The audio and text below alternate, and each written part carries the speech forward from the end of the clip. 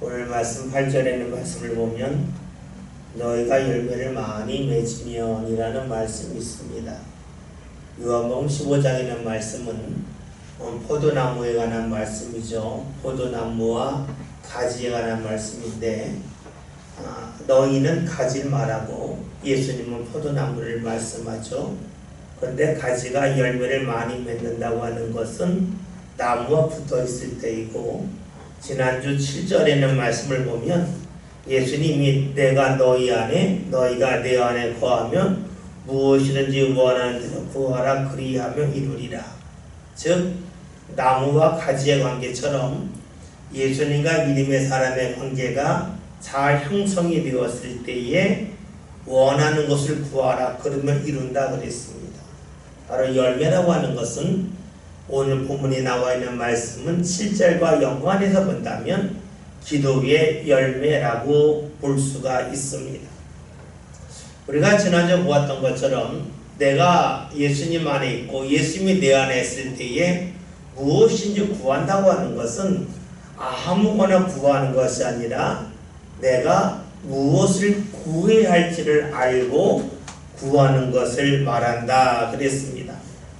이렇게 우리가 무엇을 구해야 할지 알면서 기도할 때에 주께서 우리에게 응답을 주시는데 그 응답을 오늘 8절에서는 열매라라고 말씀하셨습니다.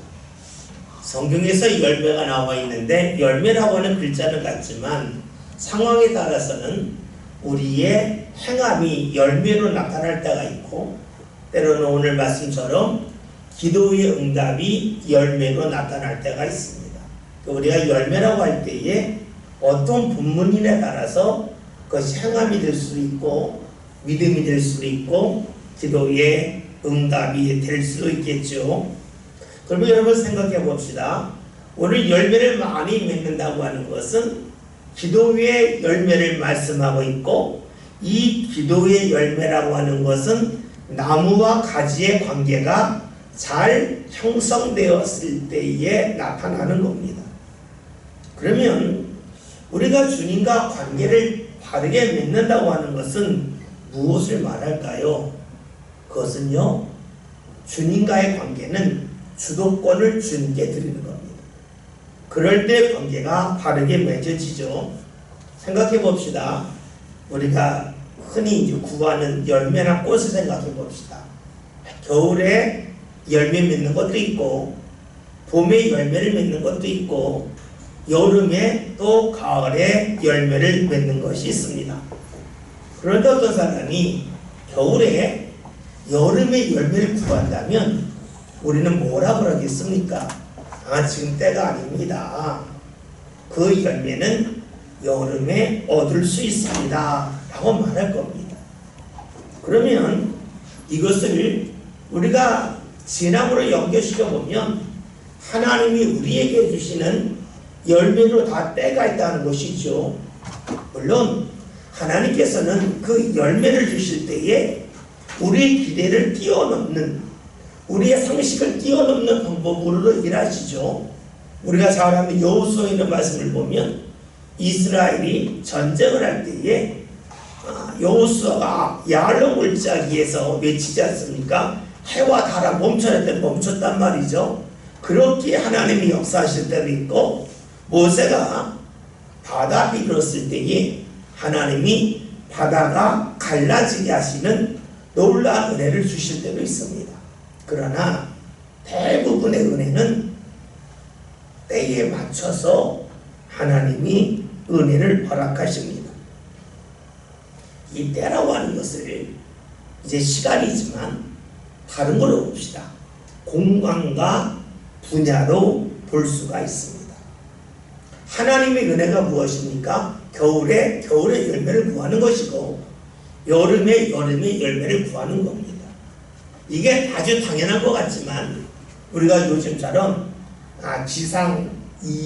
기상재해가 있을 때에 여름에 맺어야 될 열매가 잘 맺지 못하니까 상당히 어렵잖아요. 마찬가지로 때에 따라서 열매를 맺는 것은 일상처럼 보이지만 일상만은 아닙니다. 그것은 주의 은혜입니다. 이것을 본거로 본다면 산을 보아야 될 때에 산을 보는 것이 은혜입니다. 바다를 보아야 될 때에 바다를 보는 것이 은혜죠. 여러분들이 속초에 가서 바다는 보지 않고 산만 보고 왔다. 좀 이상하죠. 산을 보려면 굳이 속초까지 갈 필요 없잖아요. 그냥 다른 데서 멈춰도, 인제에서 멈춰도 되는데 속초까지 갔다고 하는 것은 바다를 보기 위함이에요. 그러니까 바다를 볼 때 바다를 보는 게 은혜예요. 산을 볼 때에 산을 보는 것이 은혜입니다. 이것을 우리에게 적용하면 이런 거죠. 외적인 은혜를 허락하실 때에 외적인 은혜를 보는 게 은혜고, 하나님이 내적인 은혜를 주실 때에 내적인 은혜를 볼 줄 아는 것이 은혜라 하는 겁니다. 즉 하나님이 계절에 따라서 열매 맺게 하시는 것이 있습니다. 하나님이 우리가 어떤 특정한 공간에 갔을 때에 우리에게 무언가 보게 하시면서 감탄하게 하시고 느끼게 하시는 자연 환경이 있습니다. 마찬가지로 하나님이 우리 삶 가운데 주시는 은혜 중에는 눈에 보이는 외적인 은혜가 임할 때도 있고, 때로는 하나님께서 우리에게 내적인 은혜를 주실 때가 있습니다. 하나님과 바른 관계를 맺는다고 하는 것은 하나님께서 우리에게 내적인 열매를 허락하실 때에 그 열매를 볼 줄 아는 겁니다. 하나님이 우리에게 내적인 열매를 허락하시는데 내적인 열매를 바라보지 아니하고 외적인 무엇가 왜 안 보이냐고 한다면 그것은 어리석음이 되겠죠. 그래야 성경을 보면 욥의 인내에 대한 말씀이 나옵니다. 하나님이 우리에게 믿음의 인내를 요구하실 때에 우리가 하나님 왜 내 눈에 변화가 안 보여요? 한다면 하나님은 우리에게 내적인 열매를 원하시는데 우리가 외적인 열매를 추구하는 것이 되겠죠. 다시 말하면 신앙은 하나님과의 관계는 주도권을 하나님께 내어드릴 때에 다른 신앙이 됩니다. 우리는 어려움에서 벗어나는 것이 가장 최고의 은혜라고 생각합니다. 근데 그것은 아주 한 번 경험하는 거예요. 우리가 잘 인용하는 말 중에 탈무드에 나오는 이야기 중에서 자녀에게 물고기를 잡아주면 한 끼가 해결이고 물고기를 잡아주면 평생 살 수 있다 그럽니다. 잡는 방법을 알려주면 평생 살 수 있다 그러죠. 그럼 봅시다. 어려울 때 하나님 건져주신 거는 물고기 한 발 잡아주는 겁니다. 내 어려움 속에서 하나님이 우리에게 내적인 성장을 경험케 하셔서 우리로 하여금 믿음 가운데 굳건히 사는 사람으로 변화시켜 주신다면 그것은 물고기를 잡는 방법을 배우는 것이 되겠죠. 우리는 물고기를 잡냐, 물고기를 잡는 방법을 배우냐 라고 물으면 대부분이 물고기 잡는 방법을 배우는 것이 좋다고 말합니다. 그러면 그것이 우리 삶 가운데 어려움을 통하여 본다면 어려움에서 속히 벗어나고자 한다고 하는 것은 물고기 한 마리 잡겠다는 거고, 그 어려움을 통해서 하나님을 더욱더 만나고 하나님이 보게 하시는 것에 초점을 맞출 수 있다면 그것은 물고기를 잡는 법을 배우는 것이 되겠죠. 앞에서 여름에 열매를, 겨울에 열매를 구하는 것이 옳다 그랬어요.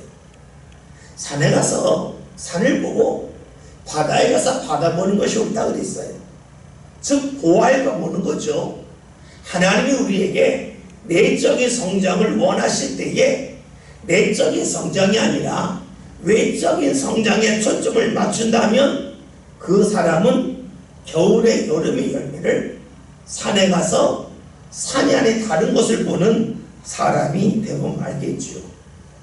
우리가 신앙생활 한다고 하는 것은, 주님과 관계를 맺는다고 하는 것은 주님에게 주도권을 넘겨드리는 것이고, 주님에게 주도권을 넘겨드렸다고 하는 것은 주님께서 우리에게 초점을 맞추게 하는 곳에 초점을 맞추는 거라고 볼 수가 있어요. 지금은 돌아가셨지만 어느 목사님이 이런 이야기를 하시더라고요. 자신이 처음 목회를 나갔을 때에 무엇을 했냐면 조그만 굴을 파고 거기서 계속 성경을 읽으면서 성경 연구를 했다는 거예요. 왜냐면 처음 목회 나가서 교회를 개척을 하는데 교인도 없고 별로 할 일이 없었다는 거예요. 그래서 물론 한 5, 60년 전 이야기예요. 그 목사님이 굴을 파고 거기서 열심히 성경을 연구하고 기록을 했다는 겁니다. 근데 목사님들을 불러놓고 또 교인들을 모아놓고 하는 사경회가 있어요. 예전에 사경회 하면 사방에서 모여서 성경 공부를 하는데, 그 목사님이 반을 맡아서 강의를 하는데 너무 놀랐다는 거죠. 젊은 목회자가 어떻게 저렇게 성경에 대해서 해박하게 말씀을 전할까? 그래서 그때에 주위에 있는 분들이 눈여겨보고 있다가 자신의 교회로 오시라고. 그래서 그 목사님이 목회를 새롭게 하고 또 하나님의 쓰임을 더욱더 크게 받았다고 하는 그런 고백을 들은 적이 있습니다.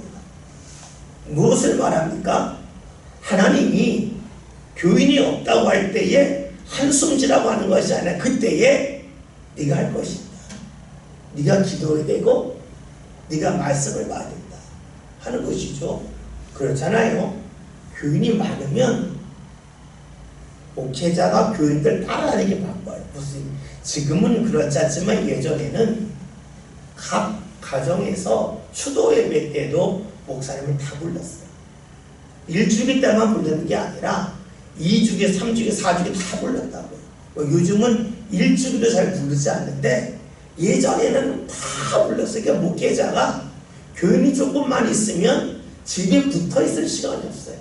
그러니까 말씀에 매진하기가 어렵죠.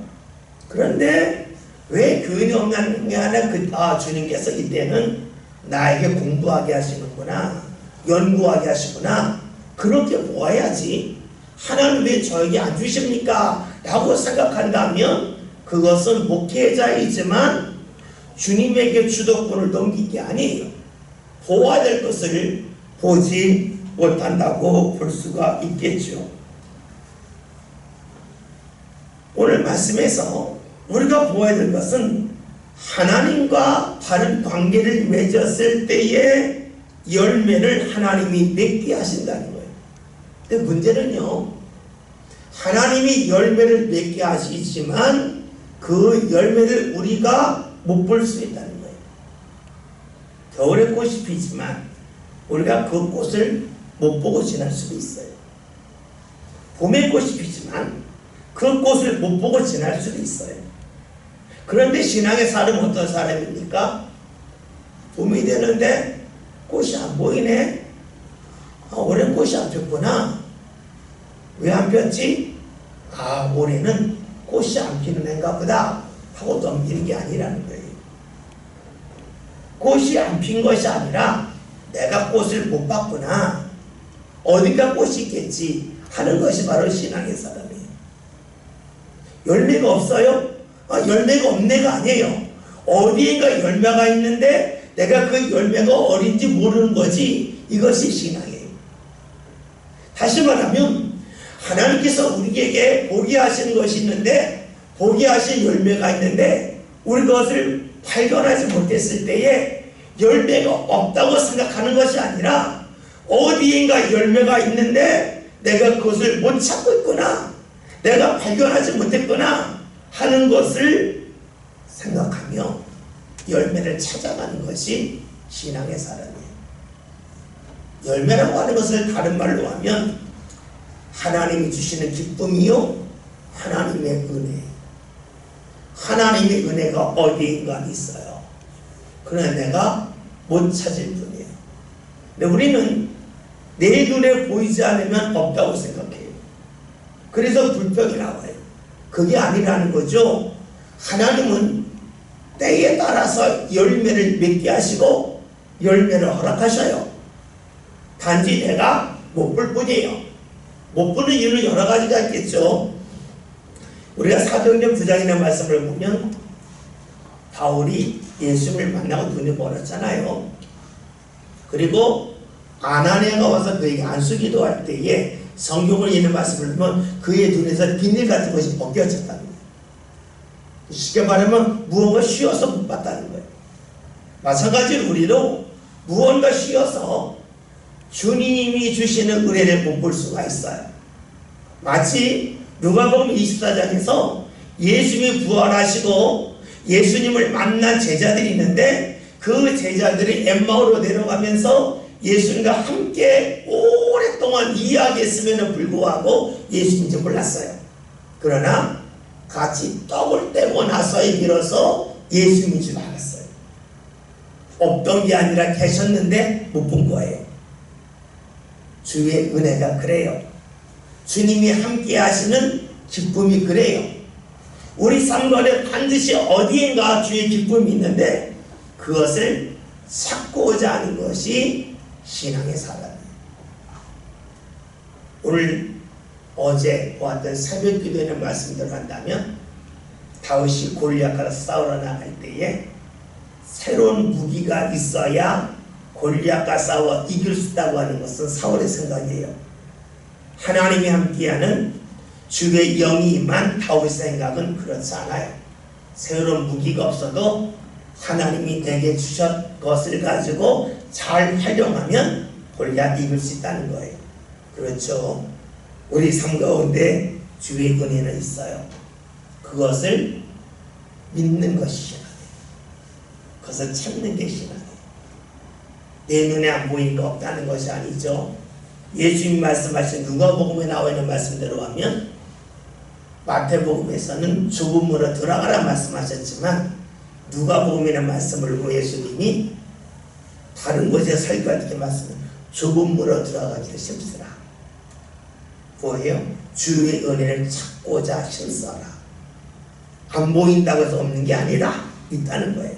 그리고 그것을 믿는 게 신앙이라고 볼 수가 있겠죠. 그래서요, 이것을 좀 우리가 어렵게 표현한다면 하나님을 믿는 사람에게는 헛된 시간이 없어요. 내가 모를 뿐이에요. 하나님을 믿는 사람에게는 은혜가 임하지 않는 데가 없어요. 내가 그것을 모를 뿐이에요. 하나님이 나와 함께 하지 않은 때는 단 1초도 없어요. 하나님이 함께 하심을 내가 느끼지 못할 뿐이에요.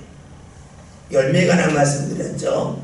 때에 따라서, 장소에 따라서, 또 우리의 상황에 은혜가 있다, 열매가 있다. 이것을 믿는 게 신앙이고 이것을 찾는 게 신앙이고, 그러기에 우리가 하나님의 은혜가 언제든지 있고 나와 함께 하심을 믿는 게 신앙이라고 볼 수가 있어요. 좀 더 확대한다면 내가 원하는 것을 이루지 못했어요. 내가 처음에 보고자 하는 걸 못 본 거예요. 그러나 하나님이 내가 보지 못하는 은혜를 준비해 놓고 계신 거예요. 그것을 믿는 게 신앙이고 그것을 찾으려고 하는 게 신앙이에요. 찾는다고 하는 것은 시간이 필요하겠죠. 찾는다고 하는 것은 지금은 몰라도 조금 후가 되면 하나님께서 이렇게 하신 것이 내 삶 가운데 유익이었구나 하는 것을 알게 하시는 것이 하나님의 인도하심이에요. 오늘 말씀 8절에 있는 말씀 다시 보면 너희가 열매를 많이 맺지만 너희가 기도의 열매를 많이 맺으면 내 아버지께서 영광을 받으신다고 했어요. 여러분, 하나님이 영광 받으시는 게 뭘까요? 내가 높은 자리에 올라가는 것이 하나님이 영광 받으시는 걸까? 내가 누가 싸워서 이기는 게 영광 받으시는 걸까? 물론 그것이 하나님의 영광이 될 수 있어요. 하나님이 영광 받으신다는 말을 우리가 아주 쉬운 말로 바꾸면 하나님이 기뻐하신다고 보면 돼요. 하나님이 기뻐하신다는 거예요. 언제 기뻐하시냐? 우리가 기도의 열매를 많이 맺을 때에 기뻐하신다는 거예요. 이 말씀을 이렇게 보면 좋아요. 여러분이 어디 외출할 때마다 자녀들이 먹을 것을 잘 챙겨서 냉장고에 넣어놨어요. 식사를 맛있게 할 수 있도록 해놨어요. 여러분이 밖에 나갔다 왔는데 자녀가 집에 엄마가 해놓은 음식이 있는 줄 모르고 라면을 끓여 먹었어. 왜 라면 끓여 먹었냐? 집에 먹을 게 없어서 그랬어요. 그렇게 답을 하면 여러분 마음이 기쁘겠어요? 안타깝겠어요? 안타깝겠죠. 여러분이 기쁘려면 여러분이 맛있는 반찬을 해놓고 나갔다 왔는데 자녀가 그것을 잘 챙겨서 먹으면서 엄마가 준비해놓은 반찬을 제가 맛있게 잘 먹었습니다. 그러면 기쁜 거예요. 그렇죠? 하나님이 기뻐하시는 것은 하나님이 우리를 위해 예비해 놓으신 은혜를 우리가 찾아서 그것을 우리가 취할 때에 하나님이 기쁘신 거예요. 그것을 성경에서는 아버지께서 영광을 받으신다 라고 말씀하고 있어요. 생각해 봅시다. 자녀가 부모가 어딜 나갈 때마다 음식을 다 준비해 놓고 했는데 그걸 못 찾았다. 왜 못 찾았을까요? 엉뚱한 데서 찾을 수도 있고 찾다가 중간에 멈출 수도 있고 때로는 부모가 과거에 어떻게 했는지를 잊어서 그럴 수도 있어요. 그렇죠? 부모는 준비했는데 자녀가 부모의 습관을 모르거나 놓는 위치를 모르거나 자기가 과거에 찾았던 것을 잊으면 있어도 못 찾아요. 기도가 그런 거예요. 하나님이 우리에게 주신 은혜가 반드시 있는데 우리가 기도하면서 찾는 거예요. 근데 그걸 못 찾는 거예요. 왜 못 찾을까? 열심히 안 찾아서. 또 하나님이 나에게 어떻게 인도하시는지 잊어버려서 내가 주님 앞에 기도하지 아니할 수도 있어요. 그러면 우리는 하나님이 예비 놓으신 은혜를 못 받아요. 그러면 하나님이 기쁘지가 않아요. 하나님이 영광 받지 못한다는 거예요. 우리가 하나님께 영광 돌리는 것은 내가 높아지고 내가 다른 사람보다 앞서가고 그런 것보다는 하나님이 내게 주신 은혜를 찾아서 내가 그것을 붙잡을 때 비로소 하나님이 기뻐하시는 거예요.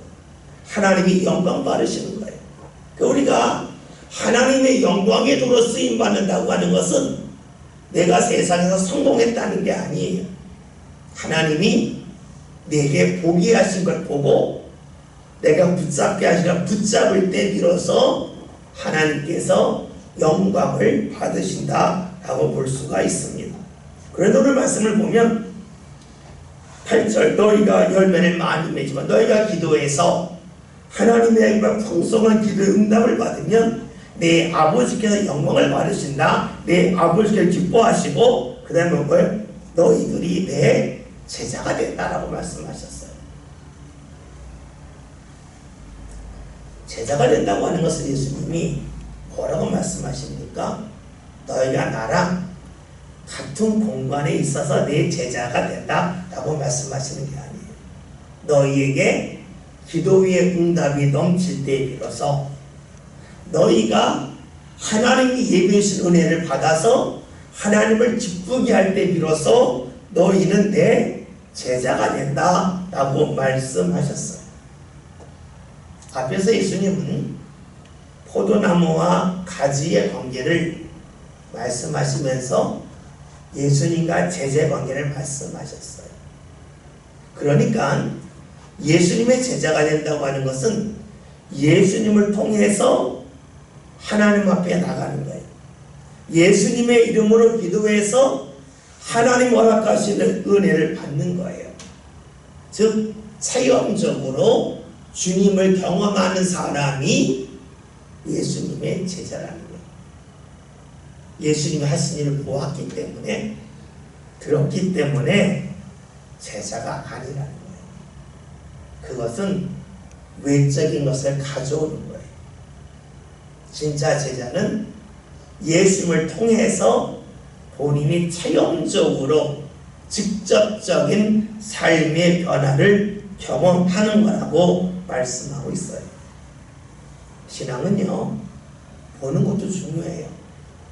그러나 내가 경험하는 게 그 무엇보다 중요해요. 많은 교회들이 크게 성장했다가 어느 순간부터 성장이 멈추고 교회가 크게 줄어드는 때가 많아요. 언제냐면 목회자가 바뀔 때예요. 목회자가 바뀌고 나면 많은 교회들이 큰 변화를 겪어요. 왜 그럴까요? 그 목사님이 한 걸 보고 따른 성도는 많은데 그 목사님이 경험했던 신앙을 함께 경험하는 성도는 많지 않기 때문에 그래요.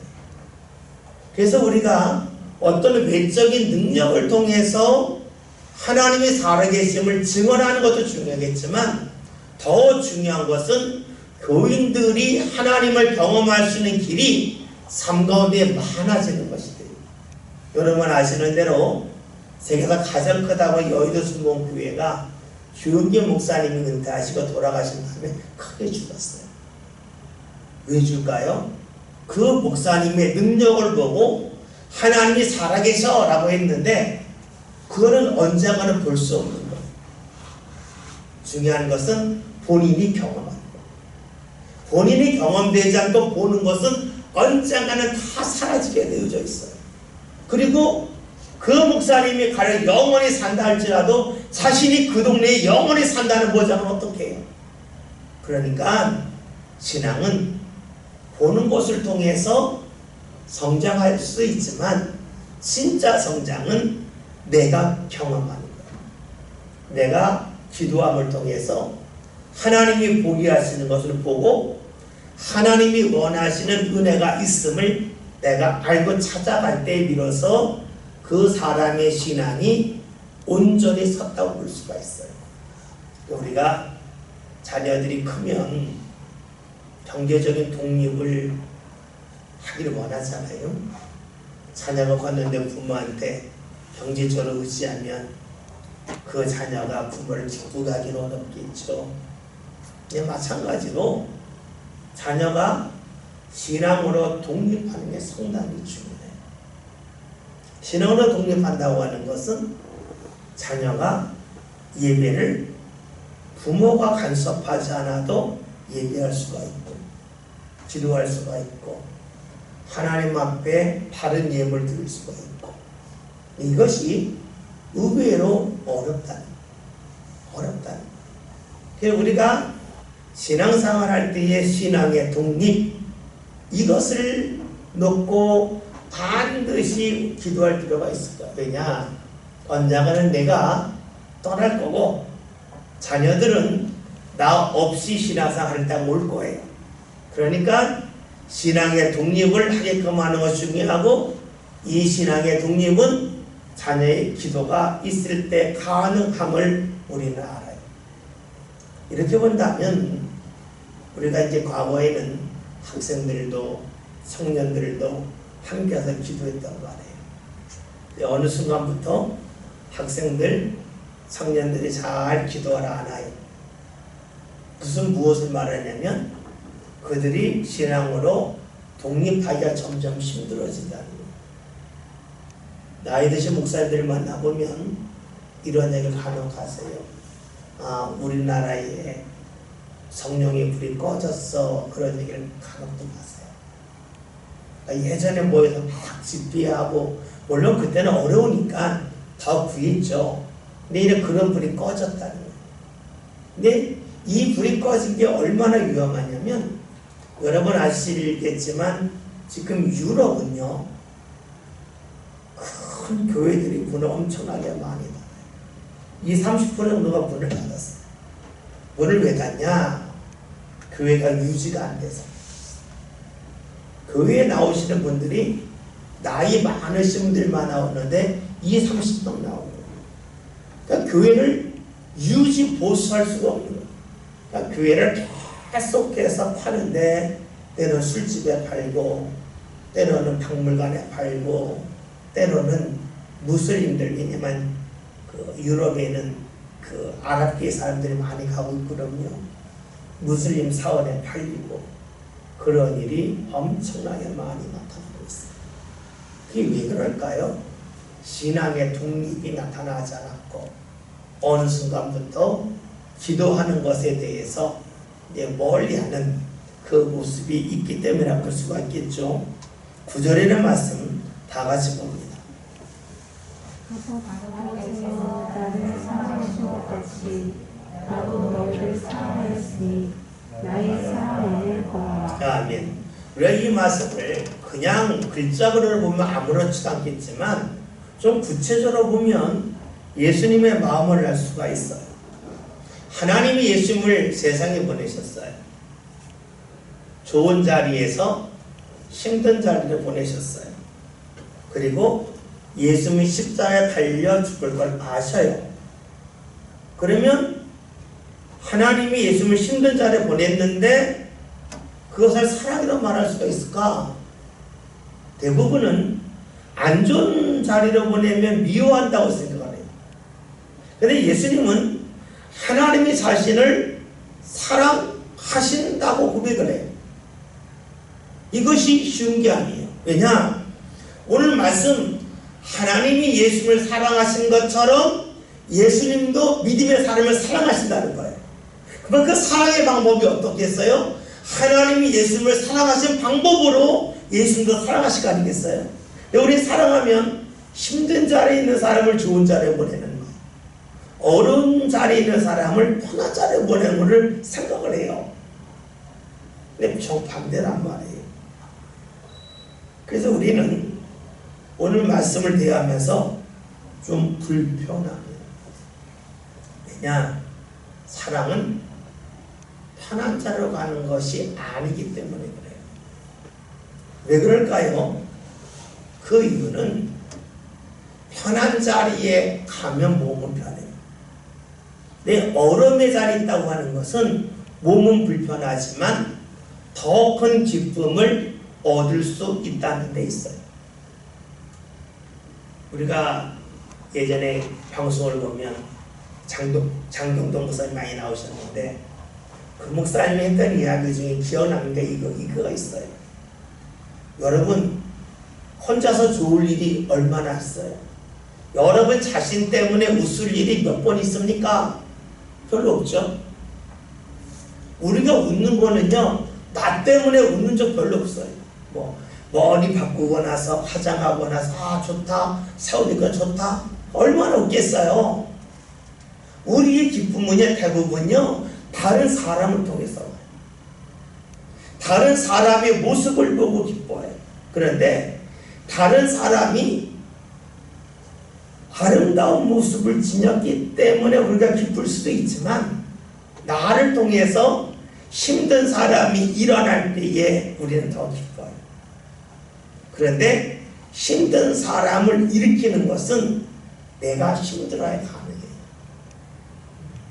그러니까 하나님께서 예수님을 힘든 자를 보내신 것은 그냥 힘든 것을 경험하라가 아니라 너의 힘듦을 통해서 다른 사람이 웃는 일이 더 큰 기쁨이라는 거예요.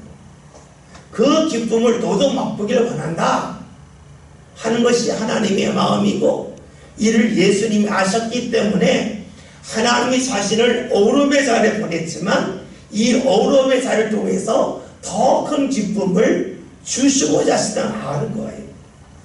그러니까 예수님이 그것을 가지고 하나님이 아버지가 나를 사랑하셨다라고 고백하고 있어요. 좀 더 다른 말로 하면 우리 삶 가운데 사랑이라고 하는 것은요 누군가의 상황을 바꿔주는 게 아니라는 거예요. 그의 삶의 자세를 바꿔주는 게 그에게 가장 큰 사랑이라는 거예요. 왜냐? 앞에서 언급했던 것처럼 상황의 바뀜은 물고기 한 마리를 잡아주는 거고, 사사의 바뀜은 물고기를 잡는 법을 알려주는 거예요. 그렇죠? 상황에만 바뀌었다. 좋잖아요. 그러나 사람은요, 그 좋음이 오래 안 가요. 여러분의 집에 뭐 인테리어를 새로 할 수가 있고, 벽지를 새로 바꿀 수가 있어요.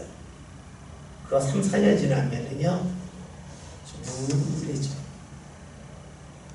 별로 보기가 안 좋아져. 그냥 상황이 바뀐다고 하는 것은 일시적으로, 일시적. 그런데 자세가 바뀌는 건 다르죠. 그렇잖아요. 여러분들이 오래된 뭐 박물관을 갔다든가, 아니면 아주 유명한 사람이 출생한 집에 갔다고 생각해 보세요. 뭐 모차르트의 생가를 갔다, 베토벤의 생가를 갔다 생각해 보세요. 거기에 칠이 사고를 칠해 놓으면 감동이 있겠어요? 감동이 없잖아요. 거기에 최신 침대와 가구를 갖다 놓으면 감동이 있겠어요? 아니잖아요. 오래된 걸 보면서도 아, 여기에는 누구의 손때가 묻었다, 누구의 숨결이 남아있다 해서 감동을 하는 거예요. 보면 별거 아닌데 그걸 보는 눈에 따라서 좋게 여길 수도 있고, 때로는 별거 아니라고 볼 수도 있어요. 자세에 따라서 우리의 삶의 기쁨이 결정이 됩니다. 하나님께서 예수님을 세상에 보내신 것은 힘든 자리로 보내신 거예요. 왜 힘든 자리로 보내셨냐?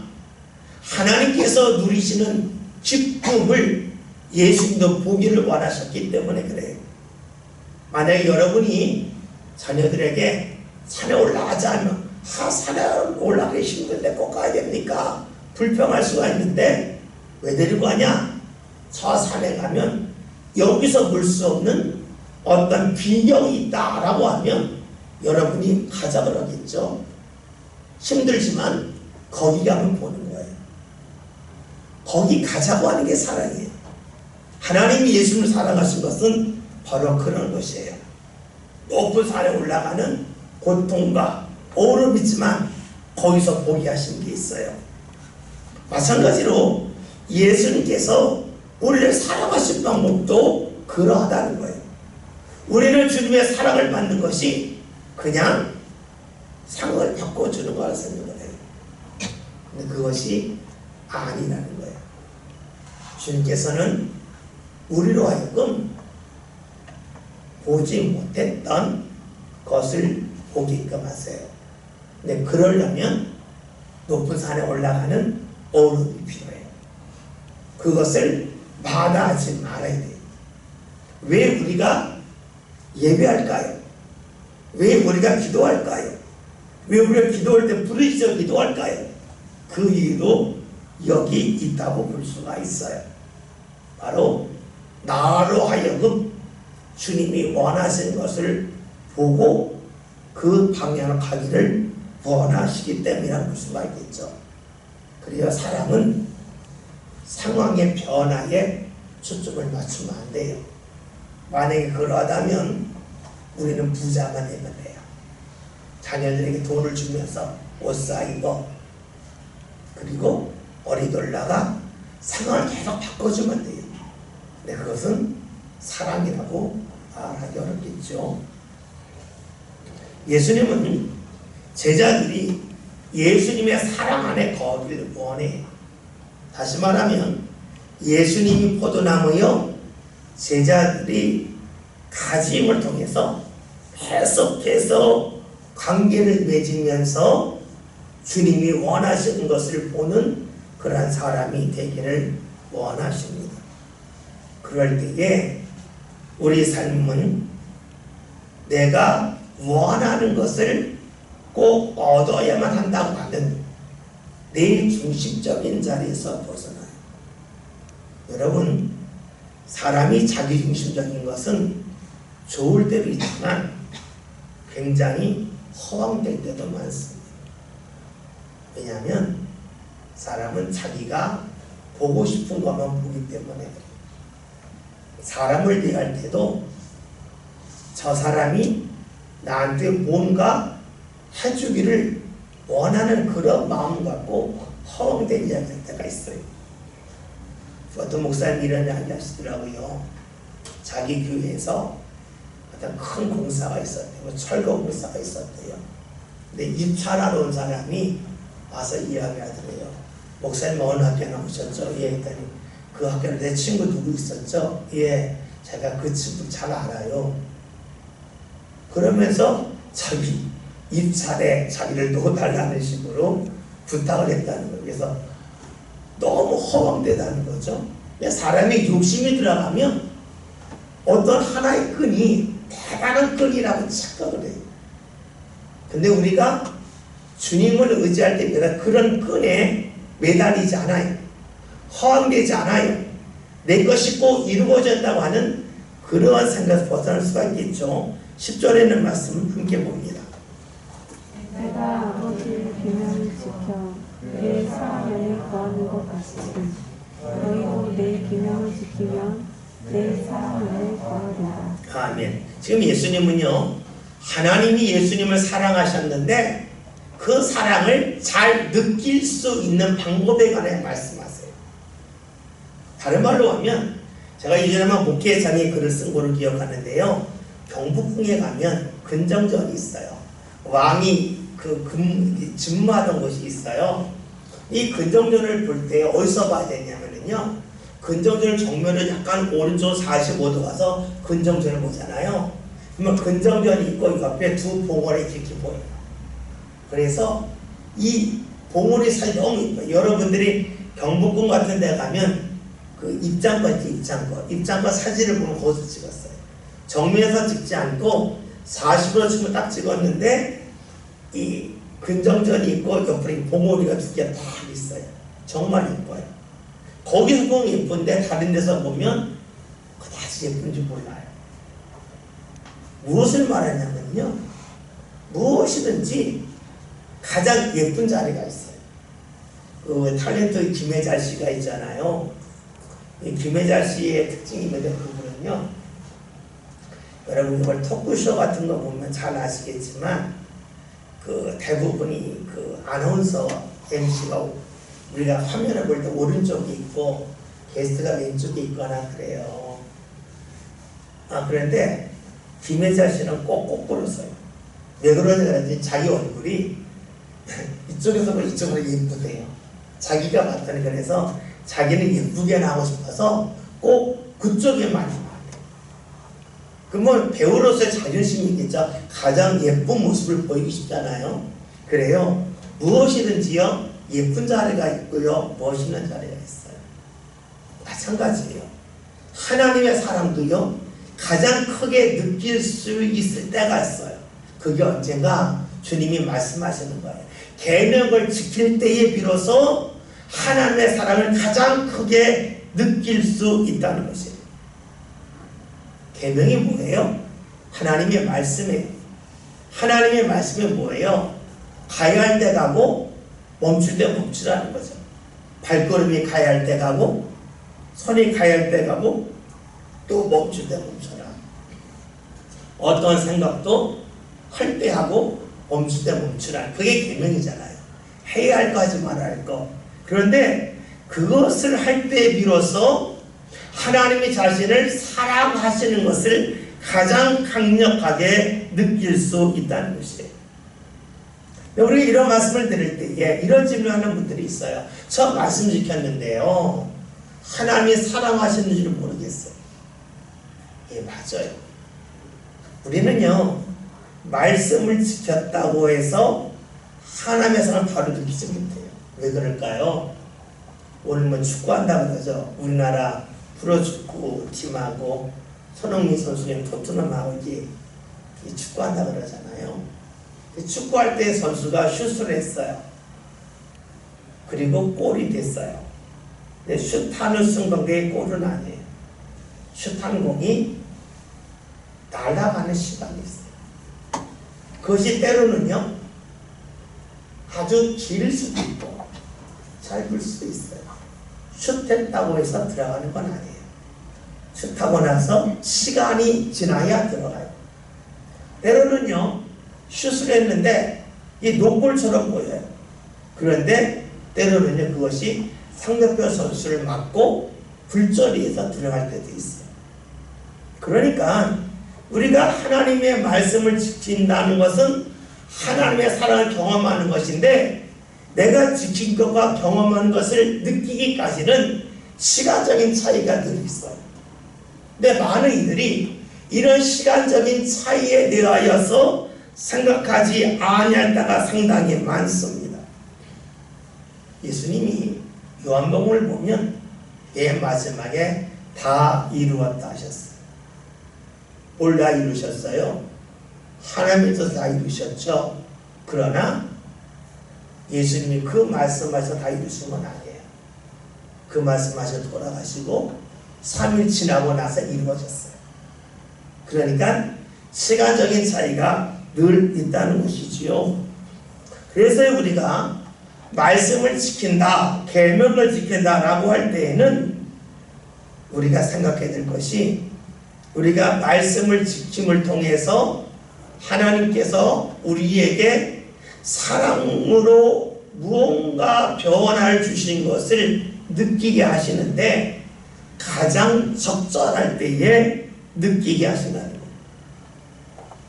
모세가 애굽의 왕자로 있을 때에 애굽 사람을 죽이고 자신이 이스라엘의 지도자가 되라고 그랬잖아요. 근데 그때는 안 됐어요.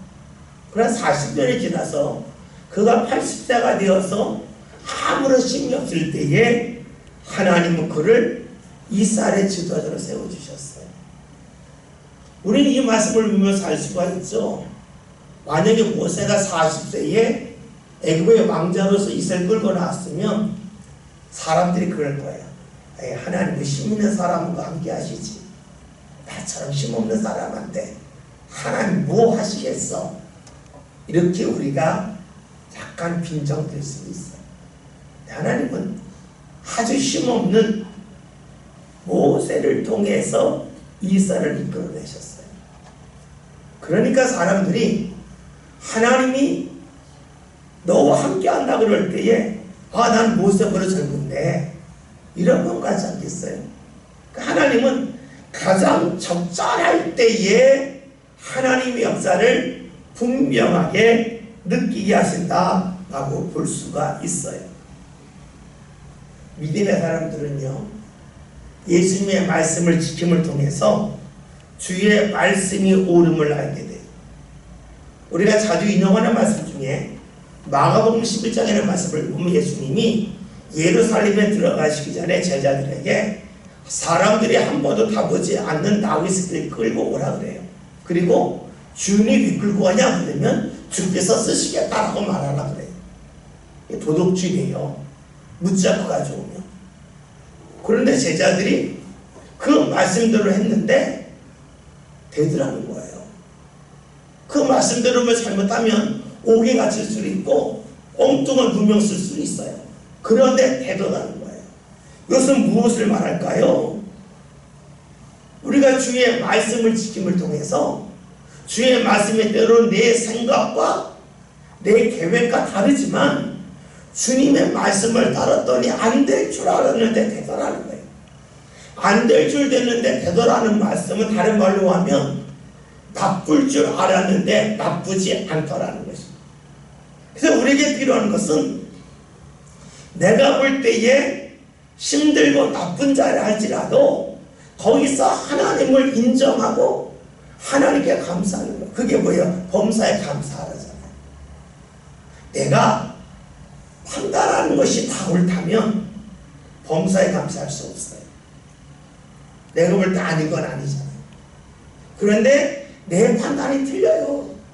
주의 판단이 맞아요. 주의 말씀이 옳아요. 그러니까 감사라는 거예요. 주님의 사랑 안에 거하는 방법, 그것은 말씀을 지키는 거라는 거예요. 식당 하는 사람이 식당이 잘 되려면 어떻게 될까요? 손님이 어떤 반찬을 좋아하는지를 알아야 돼요. 손님이 어떤 서비스를 좋아하는지를 알아야 손님이 많아요. 마찬가지예요. 우리가 하나님의 은혜 받으려면 어떻게 해야 돼요? 하나님이 뭘 좋아하는지를 알아야 돼요. 하나님이 무엇을 원하시는지를 알아야 돼요. 그것이 뭐예요? 계명을 지키는 거예요. 계명을 지키면 하나님의 사랑이 내 삶 가운데 가득히 넘친다고 주께서 말씀하고 계시죠. 그러면서 오늘 우리들에게도 주의 말씀 안에 거하라고 말씀하세요. 혹여나 우리가 어려운데 꼭 말씀 지켜야 돼요. 내 상황이 어려운데 라고 생각이 난다면 마가복음 11장이라는 말씀, 예수님 주인에게 말하고 좋아해야지 그냥 먼저 가져라고 어떡해요? 틀렸잖아요. 그렇게 반문하는 사람과 같을 것이고, 그러하다면 예수님을 예루살렘으로 들어갈 수 있도록 준비했던 그 모습이 우리에게는 없을 거예요. 또 예루살렘을 우리의 삶으로 본다면 예수님이 내 안에 오시려다가 오시지 못하고 말겠죠. 예수님을 주의 은혜로 말한다면 주의 은혜가 임할 뻔했지만 임하지 못할 수도 있을 거예요. 그러기에 우리의 삶이 주의 말씀을 지킴을 통해서 주의 사랑이 내 삶 가운데보다 분명하게 나타난다. 그러니까 내가 말씀을 지켜야지. 이런 마음과 믿음이 저와 여러분 삶 가운데 자리 잡으시길 바라겠습니다. 기도합니다.